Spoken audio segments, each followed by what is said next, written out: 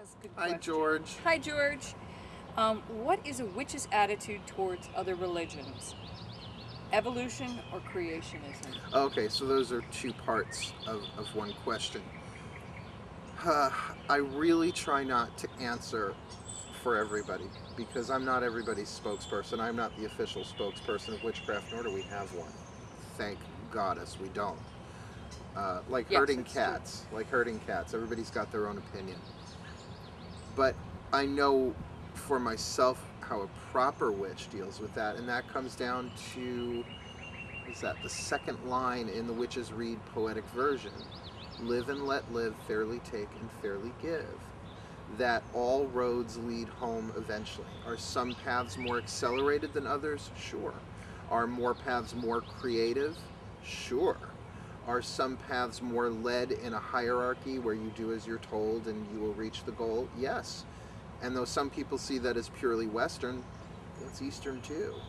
That, for instance, the study of yoga, and I just don't mean the bendy part, but the process of building the immune system and clearing chakras, you usually have a guru, a teacher, who shows you what to do step by step by step by step. Certainly ashram living appears to be that way, not that I've ever lived in an ashram.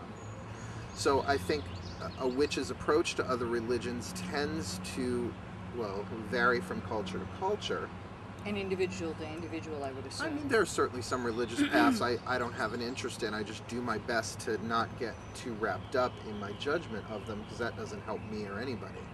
But I think the open-minded approach of saying, well, perhaps there is something there for me, and by all means, if there's an interest, research, learn. But you don't always have to sign the book to learn. Yeah, there are deeper mysteries you won't have access to. But I think a real witch's attitude, a healthy, or I even vacillate on this word, a proper witch's attitude towards other religions is one of open-mindedness, at least to see if there is a nugget of gold there for them individually. Now, as for creationism versus evolution, I'll talk about inherit the wind there. It's a big one. I don't know what every witch thinks about that or if there is an overall, but I certainly know there's quite a proliferation of creation myths within the craft, and from culture to culture that changes. In the Greek pantheon, you go back to essentially the earth and the sky, and the rise of the Titans, and then the fall of the Titans by the hand of the Olympians. And you have similar too in the Celtic or the Nordic, because you have the giants that are brought down as well. So there are all these different variations on a theme that we were created. I have my own personal take on that, and it's definitely more grounded in the Course in Miracles that God had nothing to do with, has nothing to do with this world. That this world is a collective dream, it's a collective hallucination, and even collective is shaky because if we're all one, there is no separation. And that's why we can appear to change the external form of things by changing the content of our mind, which is a craft thing as well. So to me, it's all one. I think that obviously there was evolution. I see evolution in my own life in terms of my own attitudes, in terms of my own growth, my own learning. The struggles that I had last year are not the same struggles I have this year, will not be the same struggles I have next year. My learning is on an upward curve. Do we see that in nature? I believe so. I think we're seeing things change and adapt gradually.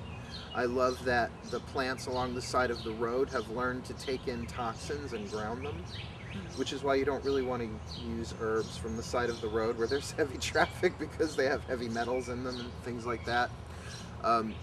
But certainly if there was no toxins, well, there are always toxins in nature. I mean, Well, some of them are nature. belladonna is poison, right?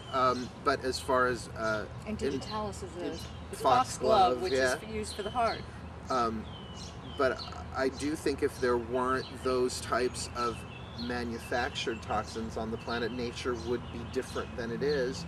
But then we even see through, I don't know if it's archaeological digs and anthropological explorations that we do see that there is an evolution of the human form, that the line of at least physical evolution tends to branch and branch and branch and branch. That spirit, at least in the point of view of once spirit embodies, it grows, it learns, and it adapts. So that's a really vague answer to that question. He's safe. Yeah. I'm really conscious as a professional minister out in the world Safe. to make sure, well, I mean, I don't mind taking on risky questions, but I want to make sure that my answers are balanced, at least from the place of my own personal integrity. And everyone knows that it's coming from you, and you're not being a spokesperson for the whole world. Well, thanks, George. Thanks, George.